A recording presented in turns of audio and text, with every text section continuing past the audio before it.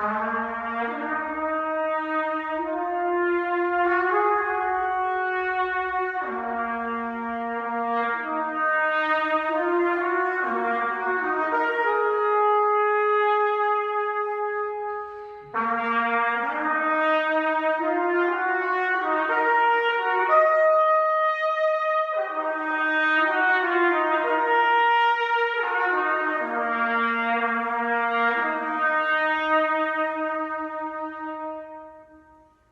know, the interesting thing about contempt is it's our single best predictor of divorce.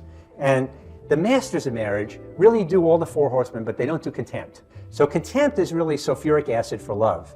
Now, the antidote for contempt is really more complicated than it is for the other four horsemen, because the antidote for contempt is really creating in the marriage a culture of appreciation instead of a culture of criticism.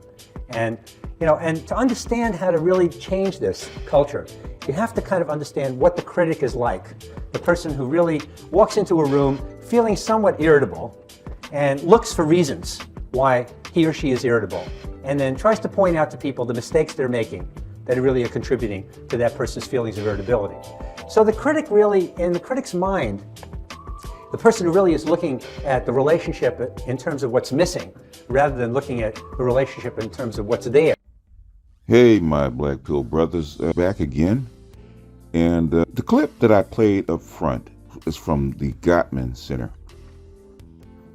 They have like a 90% track record of predicting a divorce. And they have what we call the four horsemen of predictability, the top four things that will lead to divorce. If you ever looked up the Gottman's four horsemen, I'll probably put the link in the description about the Gottman four horsemen. It's criticism, contempt, stonewalling, that means, you know, indifference or stubbornness, and then defensiveness. And as he said in the clip, by far, the biggest predictor of divorce, the biggest issue that will actually kill a relationship, kill a marriage, is contempt. Do believe the second is criticism, and then stonewalling, and then defensiveness. And he talks about the critic and them pushing contempt or having contempt for their partner. And what it reminded me of, which is why I put the clip up to see people's reaction, is that if you think about it, if you think about the interaction between black men and black women, especially since the liberalization of divorce, black women have become the most divorced and the least married. And it goes back to the 70s. Now, black women used to be able to remarry, but the largest group of women that have the highest divorce rate and the lowest marriage rate, on the surface, it doesn't make sense. It does not make sense until you factor this in. Now, you can debate of how accurate the Gottman Center is. I've been hearing about the Gottman Center for the last 25 years at least. When I first got introduced to it, I first used to listen to, I'm trying to remember his name, Dave something. I can't remember his last name. He was a big Gottman Center fan, and that's how come I got introduced to their theory. And they're world famous in the clinic up in Seattle. And they've done so many studies and so many tests that very few people actually question their ability to actually predict divorce because their track record is so good. But I've said for a long time, and I pointed out to Kevin, because me and Kevin Samuels actually talked about this for years, man. For years. He agreed with me. The biggest problem in the black community as far as men and women is black women carry a low level of contempt and hatred for their men.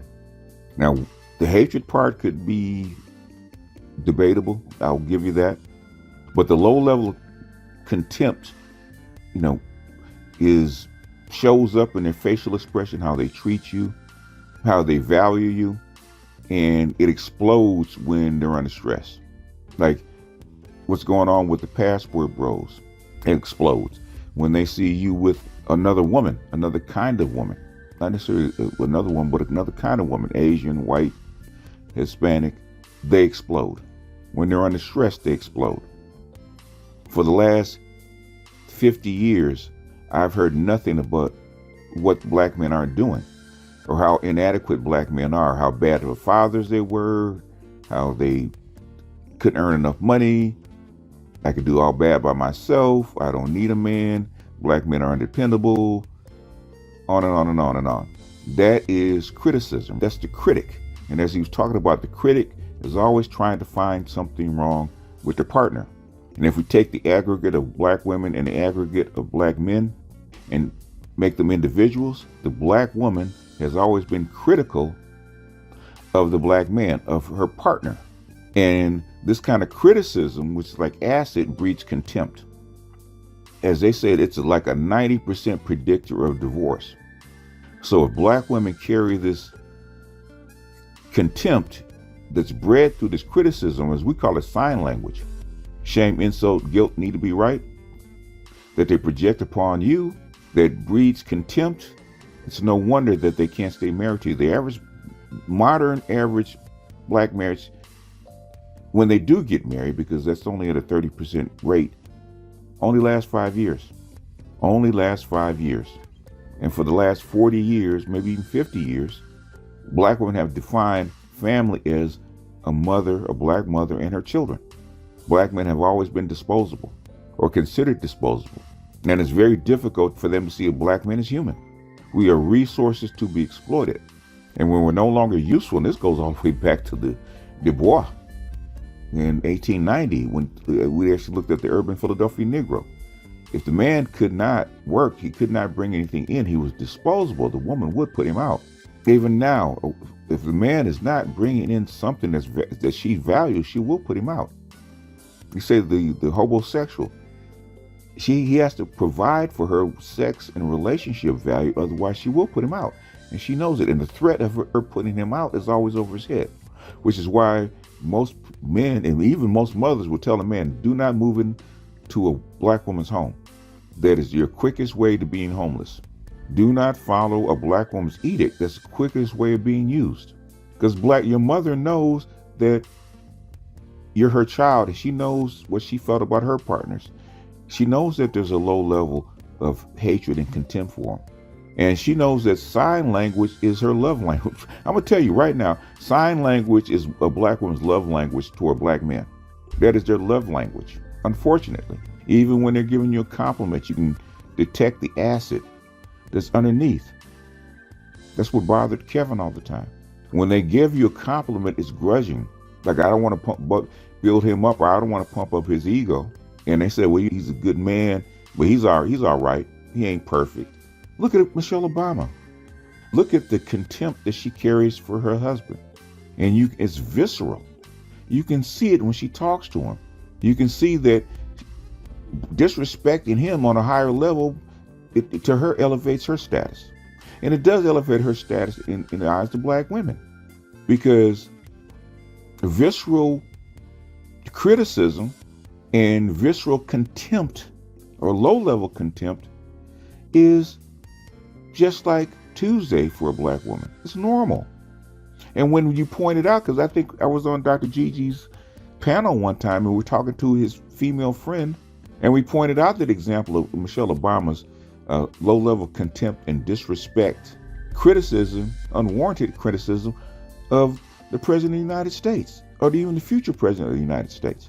And even though I hated my husband for 10 years, I hated him, right? She said that. I hated him for 10 years. That's low-level hatred and contempt, even though they stayed together. She admitted it out loud. Nobody caught it. And black women say that's normal. It's normal to have low-level contempt and hatred for your man.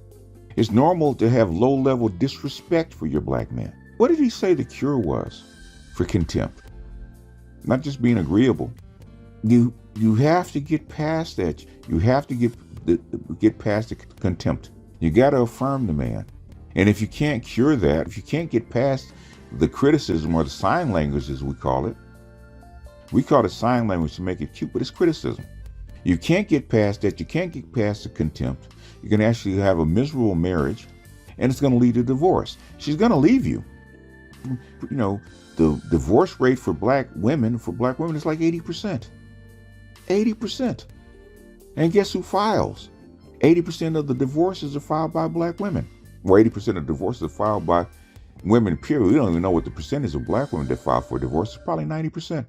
It's how come they don't even want to get married, right? They don't want to be married to you because you're beneath them. But the thing is, they'll use your seed because you're a resource to supply sperm. So they have kids and you can pay child support.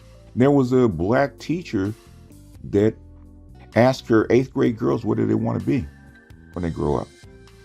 And the little girl said, I want to be a successful businesswoman and I want to have 2 kids. I want to be a mother and have 2 kids. So the teacher says, okay, well then, does that mean you want to be married? She said, no, I don't want to be married. I just want to have 2 kids. And she said, why do you want to have children without being married? She said, because the father might have issues. That's contempt for black men. That's contempt for the process. And she said, why would you have a baby by a man that has issues? Doesn't make sense. But it's not we hear it all the time. Go back to 1986. Fathers are not necessary. And if I have babies to care for, I can't care for a man. In other words, I can tell you, most women's mind, being with a black man means poverty. You've heard B. Taylor say the exact same thing. That's contempt for black men. Being in poverty, being poor, being thought of as less, because you don't think that black men measure up. Criticism and contempt.